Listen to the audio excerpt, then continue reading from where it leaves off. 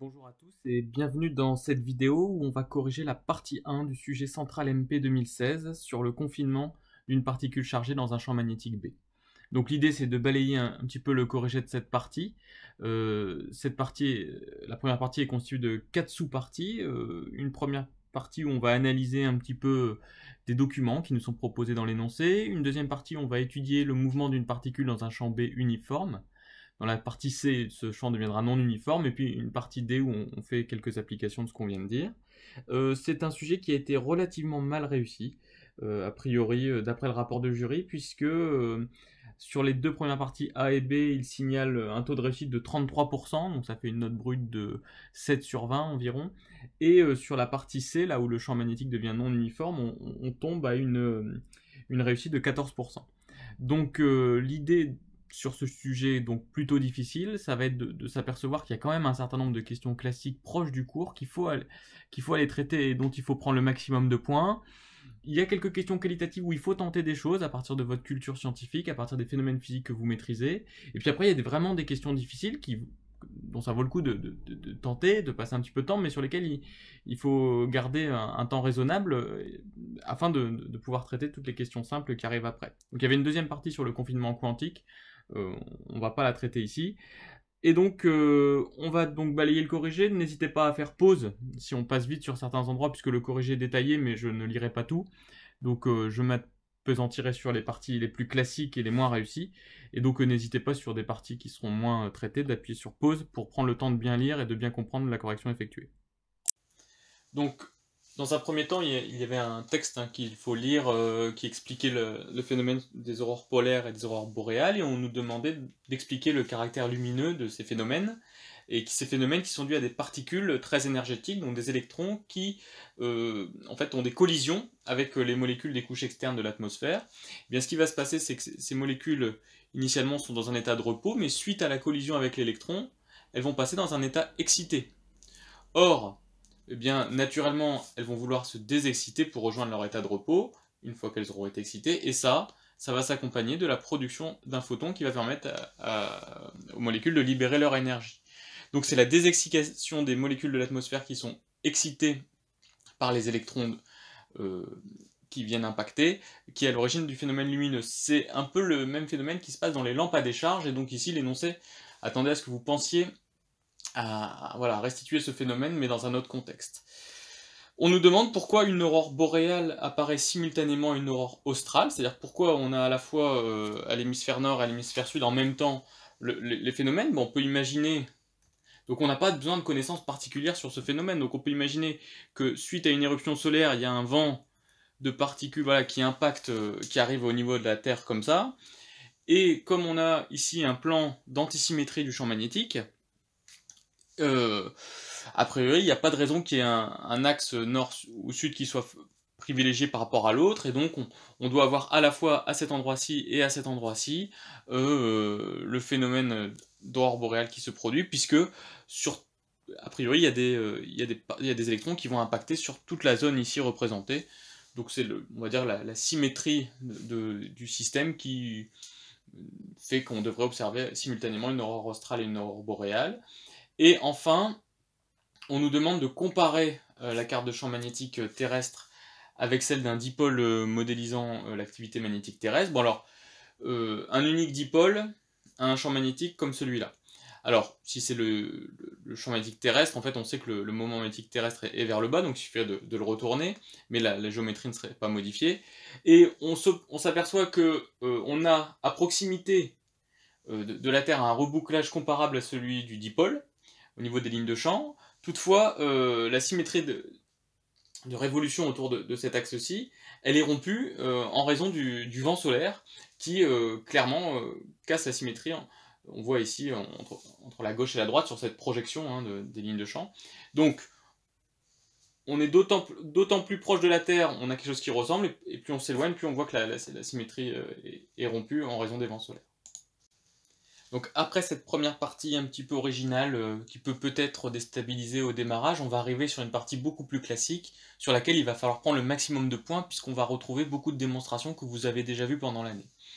Donc, ça s'intéresse au mouvement d'un électron dans un champ magnétique stationnaire et uniforme, c'est du programme de première année. Donc, on va s'intéresser aux forces qu'exerce le champ magnétique sur un électron en mouvement. D'abord, on va montrer que cette force, qu'on peut négliger la force de gravitation devant cette force. Donc ça va se faire par un calcul en ordre de grandeur. La force de Lorentz, qui traduit l'interaction du champ magnétique et de l'électron, c'est moins EV vectoriel B, ce qui va donner EVB en ordre de grandeur. Il va falloir être capable ici de poser des ordres de grandeur. Donc E, c'est la charge de l'électron, 10-19 coulombs. B, eh bien c'est le champ magnétique à proximité de la Terre. On sait qu'il est de l'ordre de plusieurs dizaines de micro-Tesla. Donc on peut prendre 10-5 Tesla. Et V, ici n'est pas donné. Mais comme on veut montrer que la force de gravitation est négligeable devant la force de Lorentz, on va déjà se passer dans un cas où la force de Lorentz n'est déjà pas trop grande, dans le pire des cas. Donc on va prendre une hypothèse pessimiste, un cas non relativiste, où la vitesse de l'électron n'est pas très élevée entre guillemets devant la vitesse de la lumière. Donc on peut prendre la vitesse de la lumière dans le vide, 3 10 puissance 8 mètres par seconde, donc on va prendre ici une vitesse de l'ordre de 10 puissance 3 mètres par seconde. Donc ça va nous permettre d'estimer la force de Lorentz. Pour la force de gravitation, on va l'approximer au poids, au niveau de la surface de la Terre, qui est mg. M, on connaît la masse de l'électron et la valeur de g qu'on va prendre à 10 mètres par seconde carré. Et donc on trouve un rapport des normes des forces de gravitation sur force de Lorentz de l'ordre de 10-10. Alors bien sûr, selon les ordres de grandeur que vous avez choisis, ça peut varier un petit peu, mais voilà, l'idée c'est bien de montrer que la force de gravitation est négligeable. Et donc il s'agit bien de faire un rapport adimensionné, donc de grandeur de même nature, qui nous permet d'éliminer pour la suite de l'exercice la prise en compte de la force de gravitation. Et donc, on va s'intéresser désormais à plusieurs cas. Donc, considérons un champ magnétique suivant UZ, comme ça, un champ magnétique B comme ça, et puis dans un premier temps, on va s'intéresser à ce qui se passe si on lance un électron avec une vitesse V0 collinéaire à B. Et bien, on s'aperçoit que la force de Lorentz à l'instant initial sera nulle, puisque V et B étant collinéaires, leur produit vectoriel est nul, et si on applique la seconde loi de Newton sur l'électron, on s'aperçoit que la force de Lorentz étant nulle, l'accélération de l'électron va être nulle, et ça va être vrai au début, donc la vitesse va être la même à tout instant, et comme la vitesse sera tout le temps la même, elle sera toujours collinéaire à B, donc l'accélération sera toujours nulle, donc en fait, pour tout t, on aura V égale constante égale V0 UZ, et donc l'électron se déplace parallèlement aux lignes de champ, donc c'est-à-dire si l'électron est lancé comme ça, eh bien, il va continuer dans un mouvement de translation rectiligne uniforme, parallèlement au champ magnétique, parallèlement à la ligne de champ du champ magnétique ici. Deuxième cas, si cette fois-ci l'électron n'est plus lancé parallèlement à B0, mais qu'il est lancé dans une direction perpendiculaire, ici suivant UX, que se passe-t-il? Alors vous savez qu'a priori on a un mouvement circulaire, et bien c'est ce qu'on va démontrer. Donc pour faire ceci, on applique la seconde loi de Newton à l'électron en référentiel galiléen. On a un produit vectoriel, pour le calculer on va projeter la vitesse et sa dérivée dans le repère EX, VY, EZ. On sait que V c'est VX, VY, VZ, ici c'est dérivé VX point, VY point, VZ point. On va calculer le produit vectoriel, qui va nous mener au système d'équations ici représenté, et qui est un système couplé, puisqu'on voit qu'on a Vx point en fonction de Vy, et Vy point en fonction de Vx. Pour découpler ce système, l'astuce, c'est de dériver, par exemple, la première ligne, et si on dérive cette première ligne, eh bien on fait apparaître mvx point point égale moins evy point b0, et le vy point, on va aller le remplacer par son expression dans la deuxième ligne, et on obtient à ce moment-là une équation découplée, puisqu'elle ne fait plus intervenir que Vx, c'est une équation différentielle d'ordre 2, on reconnaît l'équation de l'oscillateur harmonique, et on reconnaît ici la pulsation caractéristique au carré, on peut donc introduire une pulsation caractéristique de EB sur M, EB0 sur M, qu'on nous demande d'estimer à l'altitude d'un satellite géostationnaire. Donc le champ magnétique au niveau d'un satellite géostationnaire, c'est pas le champ magnétique à la surface de la Terre, et dans l'énoncé, on ne nous donnait pas, dans les données, la valeur du champ magnétique sur une altitude géostationnaire. Par contre, on nous donnait un certain nombre de choses. On nous donnait le rayon de l'orbite géostationnaire, et donc le rayon terrestre. Il fallait se débrouiller avec ça. Alors nous, ce qu'on connaît, c'est l'ordre de grandeur de B à la surface de la Terre. Je vous ai dit plusieurs dizaines de microtesla, 50 microtesla par exemple. Et donc ce qu'on va faire, c'est qu'on sait aussi que le champ B créé par un dipôle magnétique est en 1 sur R cube, en ordre de grandeur. Il décroît en 1 sur R cube. Donc, en ordre de grandeur, B est de la forme alpha sur R cube, l'intensité du champ magnétique. Donc, B au niveau du satellite géostationnaire divisé par B au niveau de la Terre, bon, les alphas vont se simplifier, ça va donner du rayon de la Terre au cube sur rayon de l'orbite géostationnaire au cube. On connaît B au niveau de la Terre, et donc on va pouvoir trouver B au niveau de l'orbite géostationnaire, et quand on fait ça, on trouve une pulsation caractéristique de l'ordre de 3 × 10⁴ radians par seconde. Donc, maintenant qu'on a mis en évidence cette pulsation caractéristique, on va montrer que la trajectoire de l'électron est circulaire en établissant son équation cartésienne, et on va ensuite déduire le rayon de la trajectoire. Donc, on a montré qu'on avait une équation du type oscillateur harmonique pour Vx, ça on l'avait fait en dérivant cette équation. Et bien si on faisait la même chose en dérivant cette équation, on arrive aussi à découpler, et on trouve que Vy point, enfin Vy est lui-même régi par une équation de type harmonique. Donc là il y a plusieurs manières de résoudre, soit on trouve Vx et Vy, et ensuite on les intègre pour trouver x et y, soit on intègre tout de suite les équations différentielles. Donc en intégrant Vx point, j'arrive à, si j'intègre Vx point, j'arrive à Vx point qui est aussi x point. Donc voici les deux membres de gauche intégrés. À droite c'était égal à 0, bah, si on intègre maintenant ça donne deux constantes K1 et K2. On a deux oscillateurs harmoniques, donc je peux donner l'expression de x de t et de y de t. A cos oméga t plus sin oméga t, ça c'est la solution de l'équation homogène, et il faut rajouter la solution constante correspondant à la solution particulière, donc ici K1 sur oméga 0 carré, K2 sur oméga 0 carré, et il nous reste à trouver A, B, C et D avec les conditions initiales. Donc on a une condition initiale sur la vitesse, donc on va dériver pour avoir l'expression du vecteur vitesse. À t égale 0, on connaît V, il vaut V0x ux, et donc en identifiant avec ce vecteur-là, pris à t égale 0, on trouve déjà la valeur de B et la valeur de D, en remplaçant t par 0. Alors le problème, c'est qu'il nous reste à trouver A et C. Et alors pour ça, on va revenir aux équations de couplage qu'on avait trouvées, vous savez, quand on avait détaillé le produit vectoriel, ce qui va nous permettre, Vx, c'est cette quantité ici, et Vy, c'est cette quantité ici. Donc, ça va nous permettre de trouver des liens entre A, B, C et D, et on voit notamment que pour tout t, en faisant m fois la dérivée de Vy, donc m fois la dérivée de ce terme-là, est égal à e fois b fois ce terme-là, on trouve cette expression-là, qui est valable pour tout t, donc on peut, quand on a ce genre de choses qui sont valables pour tout t, on peut identifier les amplitudes du cosinus de part et d'autre, et voir que l'amplitude de ce sinus-là est nulle, puisqu'ici on n'a pas de terme en sinus à gauche, et donc on trouve que A égale 0, on trouve une relation également entre qui va nous permettre de trouver C, et donc une fois qu'on a fait tout ça, on a trouvé toutes nos constantes, A et C, c'était celles qui nous manquaient. On a donc complètement déterminé X et Y, alors il nous reste K1 et K2, mais ça va dépendre de la position initiale de l'électron qui ne nous est pas donné dans l'énoncé, donc là on les laisse K1 et K2 pour l'instant. Et ce qui est intéressant dans ces cas-là, là on a des équations paramétriques de x et de t, puisqu'ils dépendent tous les deux du temps. On va faire disparaître le temps en utilisant le fait que sinus carré plus cos carré de oméga 0t égale 1. Et pour les faire apparaître, on va calculer x moins k1 sur oméga 0 carré, plus le tout au carré, plus y moins k2 sur oméga 0 carré, et on s'aperçoit que ça fait v0x sur oméga 0 au carré, et on reconnaît bien ici quelque chose de la forme x moins x... Alors, voilà. X moins x du centre plus y moins y du centre au carré égale le rayon au carré, qui est l'équation cartésienne d'un cercle. Et voilà, donc on a répondu ainsi à la question.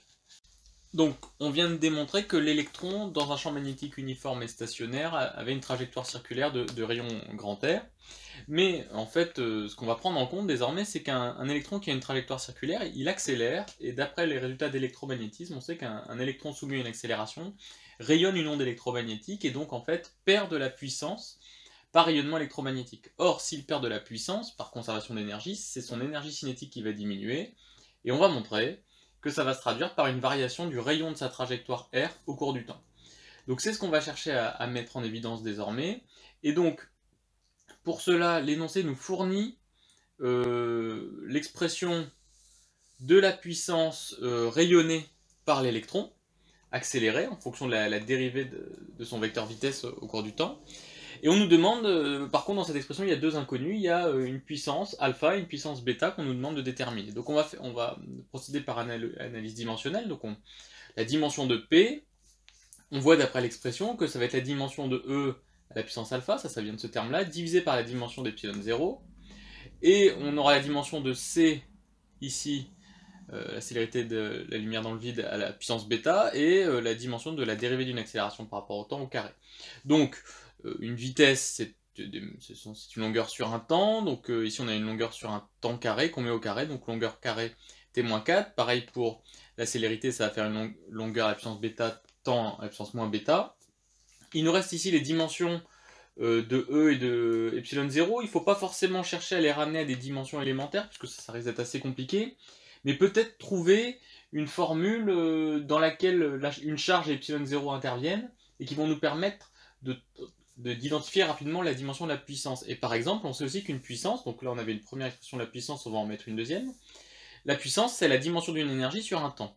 Et l'énergie stockée dans un condensateur, c'est ça qui est intéressant, c'est 1/2 de Q carré sur C, où Q c'est la charge portée par une des armatures, donc ça va nous permettre d'avoir la dimension d'une charge, et C c'est la capacité qui est en farad, et on sait qu'epsilon 0 c'est en farad par mètre, donc la dimension d'une capacité, c'est la dimension de epsilon 0 fois une longueur. Et là c'est intéressant parce qu'on a une dimension d'une charge au carré sur la dimension de epsilon 0, et ça va nous permettre ça ressemble à ce terme ici qu'on ne connaissait pas. Et donc en identifiant les résultats de ces deux lignes, on peut égaliser les deux équations en dimension, et par identification, trouver que alpha égale 2 et bêta égale moins 3. Donc voilà, l'astuce de ce genre de choses, c'est de trouver la bonne formule qui va relier les paramètres dont vous avez besoin, et qui va vous permettre de directement accéder à la dimension d'une certaine combinaison linéaire qui n'est pas évidente au départ. Donc maintenant qu'on a la puissance que rayonne l'électron, eh bien on va essayer de voir comment ça se traduit en variation de son énergie cinétique. Alors, on peut déjà montrer que la variation d'énergie cinétique de l'électron va être directement liée à une variation du rayon de la trajectoire. En effet, le rayon de la trajectoire est lié à l'énergie par la formule, l'énergie cinétique c'est 1/2 de la masse fois la vitesse au carré de l'électron, donc la vitesse étant égale à RC fois oméga 0, ça va donner 1/2 de RC oméga 0, le tout au carré. Or, oméga 0, c'est la pulsation caractéristique, c'est EB sur M, c'est une constante du problème. C'est quelque chose qui ne varie pas, la charge de l'électron est fixée, le champ magnétique est fixé, et la masse de l'électron est fixée. Donc, si E varie, c'est que, si l'énergie cinétique de l'électron varie, c'est que le rayon de sa trajectoire varie. Tout le reste étant constant. Donc après on peut dériver DE par rapport à RC, on va trouver que ça fait M oméga 0 carré RC, donc on en déduit que la variation élémentaire d'énergie DE, c'est M oméga 0 carré RC DRC, qu'on réécrit ici. Et donc, maintenant il va falloir lier cette variation d'énergie cinétique à la puissance rayonnée. Et bien ça, on va utiliser le fait que la variation d'énergie cinétique de l'électron, c'est la puissance qu'il perd, P fois la durée dt entre les deux instants auxquels on s'intéresse. On met bien sûr un moins devant, puisque comme P est une puissance perdue, elle sort du système, donc il faut la compter avec un moins devant. Et on va remplacer P par son expression, et donc on a dE qui vaut moins le terme ici écrit à droite. Alors on a dV sur dt au carré, c'est quelque chose de pas forcément évident, donc on va y aller doucement. On sait que V est de la forme V0 cos oméga 0t EX plus V0 sin oméga 0t EY, ça c'est ce qu'on avait trouvé avec la résolution de l'équation différentielle. Et donc, je peux dériver ce terme, le mettre au carré sa norme, et en fait par cos carré plus sinus carré égale 1, on trouve que dV sur dt, la norme de dV sur dt au carré, c'est V0 carré oméga 0 carré, ce qu'on peut remplacer dans l'expression précédente. Il y a beaucoup de choses qui se simplifient, et à la fin, on se ramène à une expression, à une équation différentielle d'ordre 1 en RC, avec tout un terme ici qui apparaît devant RC, hein, le terme que j'ai encadré, qui est homogène à l'inverse d'un temps, que j'appelle 1 sur taux. Et donc, comme on a ça, on en déduit que RC, ça va être RC0, le rayon à l'instant initial, exponentielle de moins t sur taux, solution de l'équation différentielle d'ordre 1 à un coefficient constant, ce qui fait que le rayon de la trajectoire, eh bien au début il va aller RC0, puis petit à petit, en raison du rayonnement d'énergie de l'électron, le rayon va décroître au cours du temps, suivant cette loi d'exponentielle décroissante. Alors, on peut quand même faire le calcul de taux, et on trouve quelque chose de l'ordre de 10 puissance 6 années. Ce qui fait que finalement la diminution du rayon due à la perte d'énergie par rayonnement est négligeable si on s'intéresse au phénomène des aurores boréales, ou un phénomène qui se passe sur des durées de l'ordre de la minute, de l'heure, de la seconde, enfin on voit que c'est complètement négligeable, donc on va pouvoir négliger en fait ce phénomène de diminution du rayon par rayonnement électromagnétique. Et donc on a voulu le prendre en compte, mais tout ça au final pour se rendre compte que on pouvait désormais ne plus s'y intéresser, parce que ça se fait sur des dynamiques très lentes.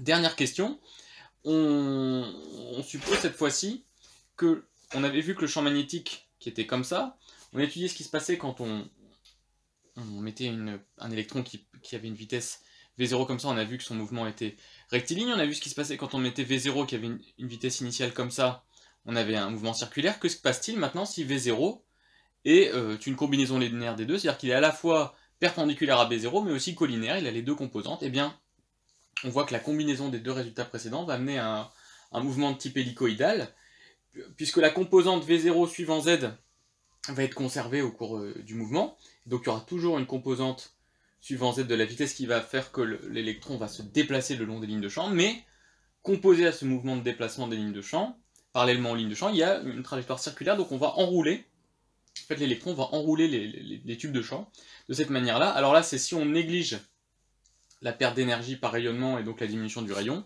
Si on voulait prendre en compte la diminution du rayon au cours du temps, on aurait ce genre de trajectoire, et on voit que dans les deux cas, l'électron s'enroule autour des lignes de champ magnétique. Alors juste lisons le rapport de jury sur cette question, sur cette partie. Alors le jury s'attendait à une partie qui donnerait des bons résultats, et plutôt déçu, puisque par exemple même sur la comparaison entre la force de gravitation et la force de Lorentz, il y a des erreurs qui ont été commises du type qu'on ne peut pas comparer une force et un champ, puisqu'elles n'ont pas la même dimension. On attend toujours des unités quand on évalue des grandeurs physiques, donc si vous évaluez des forces, il faut bien sûr représenter le résultat en newton. L'établissement de la résolution des équations du mouvement en coordonnées cartésiennes n'a pas toujours été bien réussi.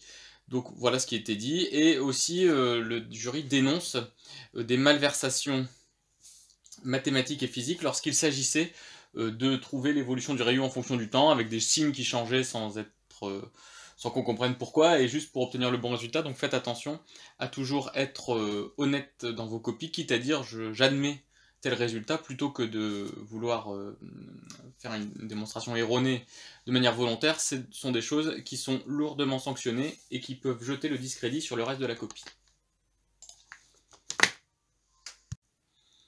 Donc dans la partie suivante, désormais, on va considérer que le champ magnétique n'est plus uniforme.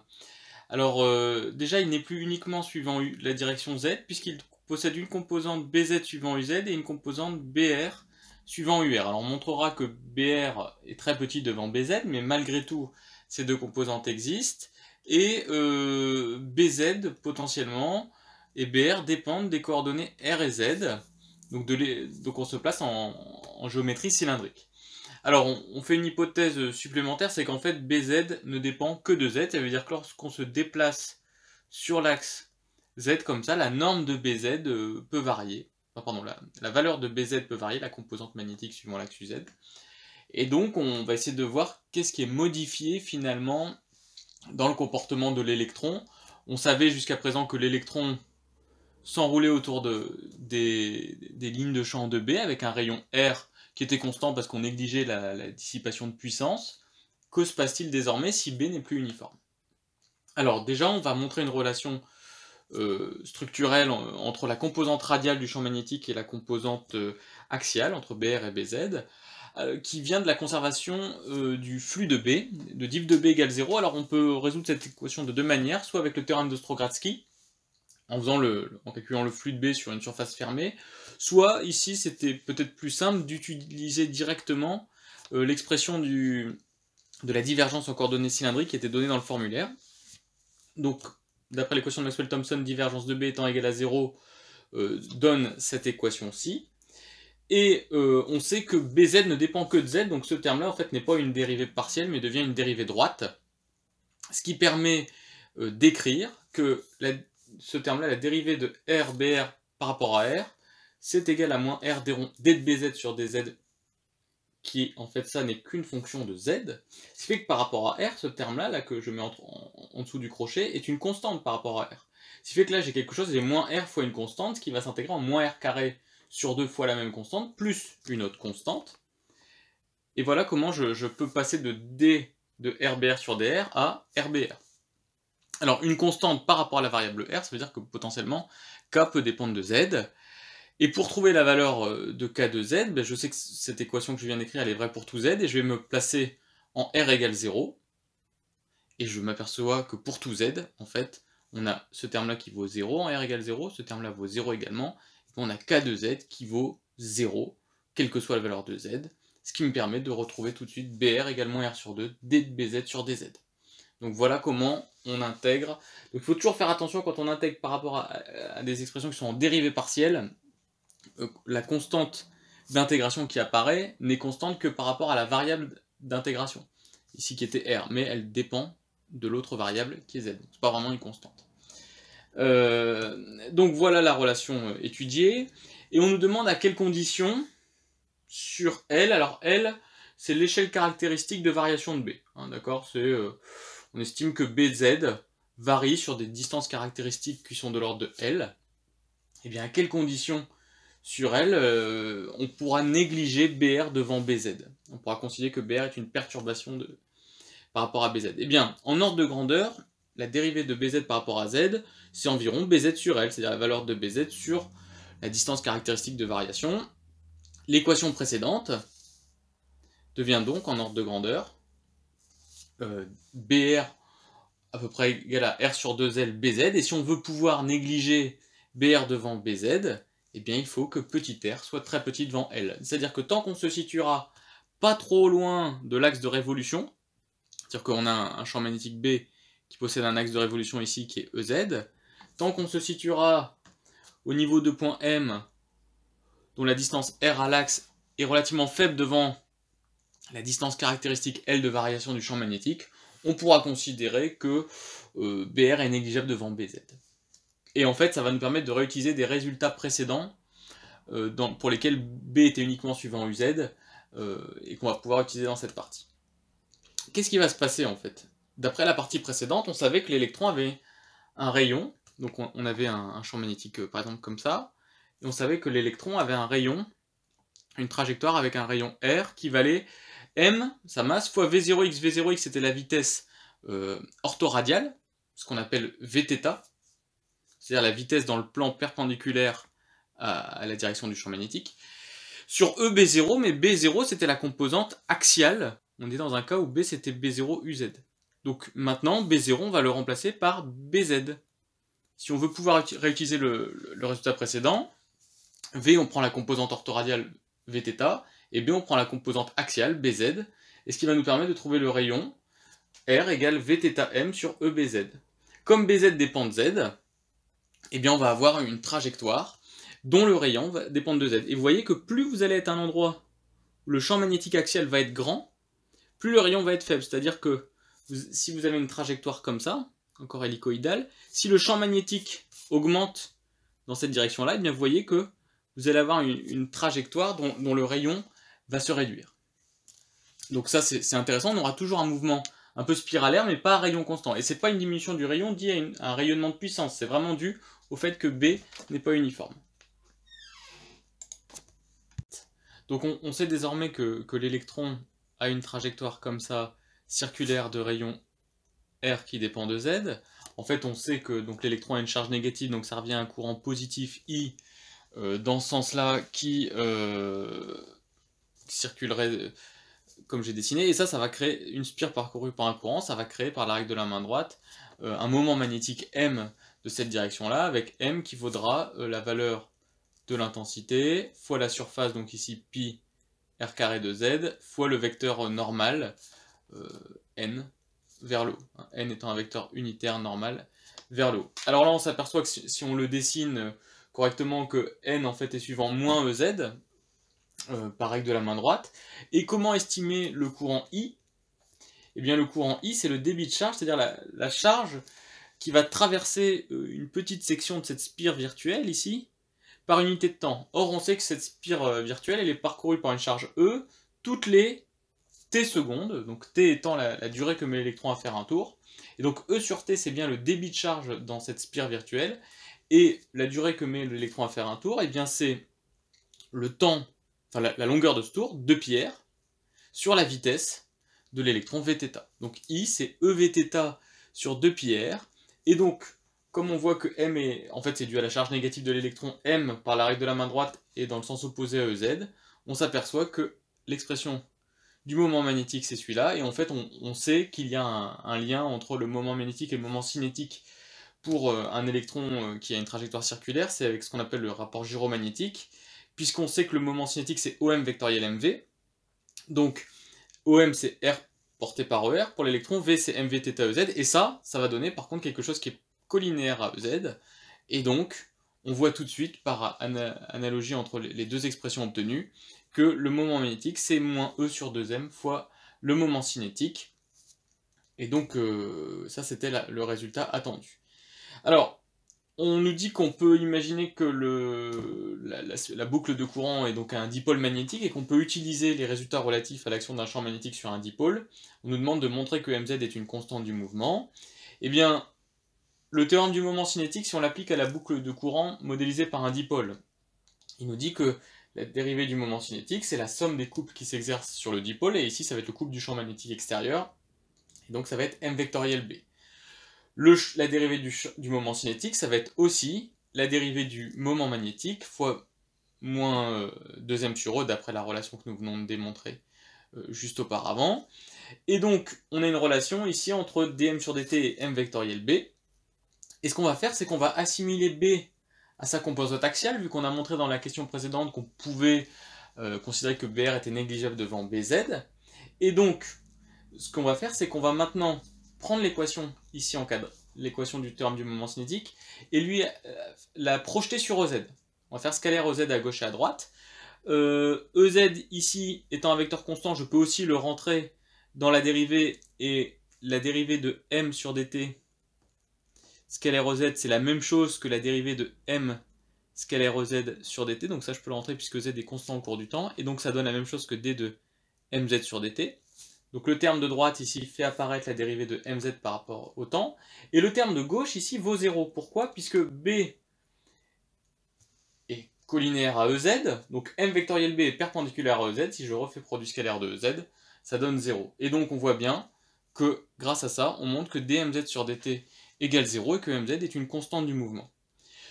On en dit que mz est conservé, donc que le moment cinétique projeté suivant z est aussi conservé, et donc on a vu tout à l'heure que quand le champ magnétique, par exemple, si les lignes de champ magnétique se resserrent, on sait que ça correspond, voilà, imaginons que ce sont les lignes de champ magnétique qui se resserrent, ça correspond à une augmentation du champ magnétique. On a vu que quand le champ magnétique augmenterait, eh bien le rayon de l'électron, le rayon de la trajectoire de l'électron diminuerait. Ça, c'est ce qu'on a montré dans la question précédente. Eh bien, si le rayon diminue, comme le moment cinétique doit être conservé, eh bien ça veut dire que l'électron devra tourner plus vite. Hein, puisqu'on a vu que le moment cinétique, c'est grosso modo m fois le rayon fois la vitesse. Si le rayon de la trajectoire diminue, il devra tourner plus vite pour conserver le moment cinétique. Donc, si b varie, si b augmente, le rayon diminue, et donc là on vient de démontrer que la vitesse de l'électron, elle, va augmenter pour conserver le moment cinétique.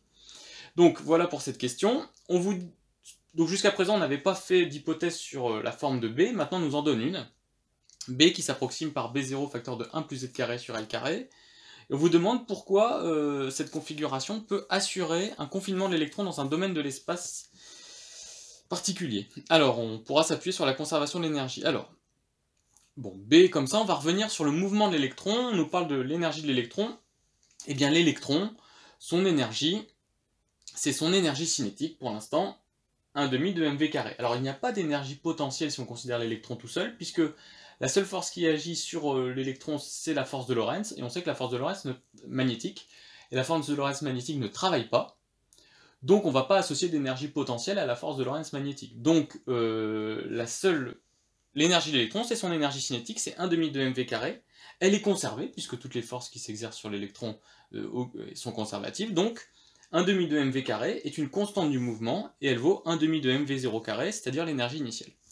Mais 1,5 de mv carré, la vitesse, on sait que c'est une vitesse, c'est z point suivant uz, ça c'est la composante axiale de la vitesse, celle qui est collinaire à uz, plus une composante orthoradiale, v0, portée par un vecteur u perpendiculaire, qui est perpendiculaire à uz. Et donc, v carré peut aussi s'écrire z point carré plus vθ carré, donc j'ai ici l'expression de l'énergie cinétique. Je vais essayer de faire apparaître des constantes du mouvement. Je sais par exemple que le moment cinétique L va pouvoir être supposé être constant, et L, je sais que c'est m carré v carré sur EBZ, et je vais pouvoir remplacer BZ par son expression. De telle sorte que, à tout instant, j'ai E0 égale 1 demi de mz point carré, plus LB0 sur 2m, qui est une constante, fois 1 plus z carré sur L carré. Eh bien, l'intérêt, c'est aussi que je sais que ce terme-là est nécessairement supérieur ou égal à 0. Pour tout t. Donc, ce terme-là est nécessairement inférieur ou égal à E0. Pour assurer que ce terme-là est supérieur ou égal à 0.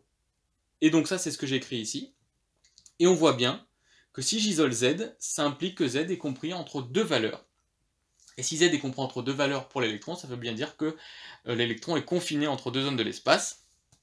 Et donc, c'était ce qui était demandé ici par l'énoncé. On nous demande ensuite, alors on a démontré que Z était, l'électron, en fait, il y a deux valeurs de Z, Z2 et Z1, entre lesquelles l'électron est confiné, et puis en fait on va voir qu'il oscille entre les deux, on va chercher le temps caractéristique d'oscillation entre les deux. Alors pour faire ça, en fait, on va revenir de l'équation de la conservation de l'énergie. Ici, vous voyez, E égale 1 demi de mz point carré plus 1 demi de mvθ carré, mais on va le dériver par rapport au temps pour faire apparaître une équation différentielle. Donc c'est ce qu'on fait ici. On a l'énergie cinétique ici qu'on reprend, et on va dériver par rapport au temps en supposant le moment cinétique constant. La dérivée de ce terme-là va faire apparaître mz.z. EC est une constante, donc sa dérivée est nulle. Et en fait, on arrive avec la dérivée de z carré à une équation différentielle de type oscillateur harmonique, avec une pulsation caractéristique oméga m qui n'est pas du tout la même que oméga c qu'on avait déterminé dans la partie précédente. C'est une nouvelle pulsation caractéristique qui vaut LB0 sur m carré L carré. Et ça, c'est un oscillateur harmonique. Ça veut dire quoi? Ça veut dire qu'en fait, on a vu qu'il y avait deux zones limites, Z2 et Z1 pour l'électron. Et bien en fait, il va osciller de manière sinusoïdale entre les deux. Et si on veut savoir le temps mis pour faire un aller-retour, eh bien c'est ni plus ni moins que la période de la sinusoïde, c'est-à-dire 2π sur la pulsation caractéristique, ici oméga m. Et si on l'écrit avec les données de l'énoncé, on trouve un temps d'aller-retour de 1 seconde. Alors ce qui est intéressant, c'est qu'en fait ça modélise finalement les allers et les retours des particules entre le pôle nord et le pôle sud.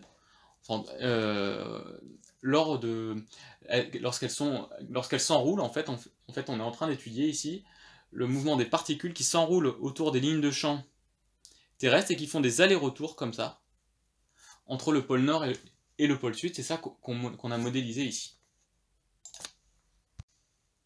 Alors on nous explique que en raison en fait donc de ces mouvements des particules qui s'enroulent autour des lignes de champ terrestres, de champs magnétiques terrestres, la Terre émet un rayonnement radio au-dessus de ces régions aurorales.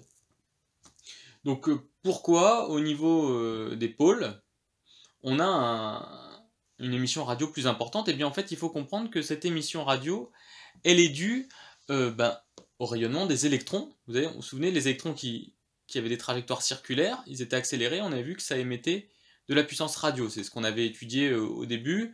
Même on avait dit que ça pouvait éventuellement modifier le rayon, mais qu'en fait ça ne le modifiait pas trop, parce que finalement la décroissance du rayon se faisait sur des temps beaucoup plus longs. Mais malgré tout, il y a toujours une puissance émise lors de cette rotation, et on vient de voir que cette rotation elle allait de plus en plus vite lorsqu'on allait vers des zones où le champ magnétique était plus intense, puisque souvenez-vous, champ magnétique plus intense impliquait réduction du rayon, et impliquait vitesse plus grande par conservation du moment cinétique. Et donc on voit que où est-ce que sont les zones de champ le plus intenses? Eh bien elles sont au niveau des pôles, puisque vous savez que les lignes de champ, elles se resserrent lorsqu'on se rapproche des pôles. Alors mon dessin n'est pas forcément très évident là-dessus, mais voilà, les lignes de champ elles sont comme ça, donc elles se resserrent lorsqu'on se rapproche des pôles, et donc c'est là l'électron qui va s'enrouler sur la ligne de champ, je vais le dessiner en bleu là, celui qui s'enroule ici, mais ici il accélère de plus en plus vite, et donc là on va avoir un mouvement de rotation à une pulsation oméga c de rotation de plus en plus grande. Or, la puissance émise était de cette forme-là, et on avait montré dans le calcul que dV sur dt au carré était proportionnel à la pulsation oméga 0 carré liée au mouvement de rotation circulaire au mouvement circulaire ici. Donc si je résume, plus on s'approche des pôles, plus le champ magnétique est intense, plus le rayon est faible et plus on tourne vite, donc plus oméga 0 carré est grand, et donc plus la puissance émise est grande. C'est pourquoi les pôles de la Terre ici sont des zones d'émission de puissance importantes, puisque c'est là que les électrons en fait tournent le plus vite autour des lignes de champ. Puisque c'est là que B0 est maximal. Pourquoi a-t-il fallu attendre l'ère spatiale pour observer ce rayonnement? Alors ça, a priori, on ne sait pas, mais on peut essayer d'émettre des hypothèses. On sait que la Terre, d'après notre cours, est recouverte notamment d'une couche qu'on appelle la ionosphère, qui ne laisse passer les rayonnements que qui possède une fréquence supérieure à la fréquence plasma.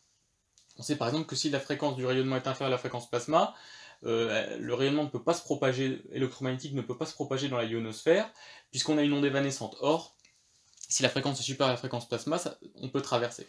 Donc on peut imaginer que, en fait, ces rayonnements au niveau des zones polaires sont émis essentiellement au-dessus de la ionosphère. Par exemple, ici, on va dire que c'est émis dans cette zone-là, donc c'est au-dessus de la ionosphère. Et donc, imaginons qu'il se fasse à des fréquences inférieures à la fréquence plasma, donc je vais essayer de faire un dessin un peu plus clair.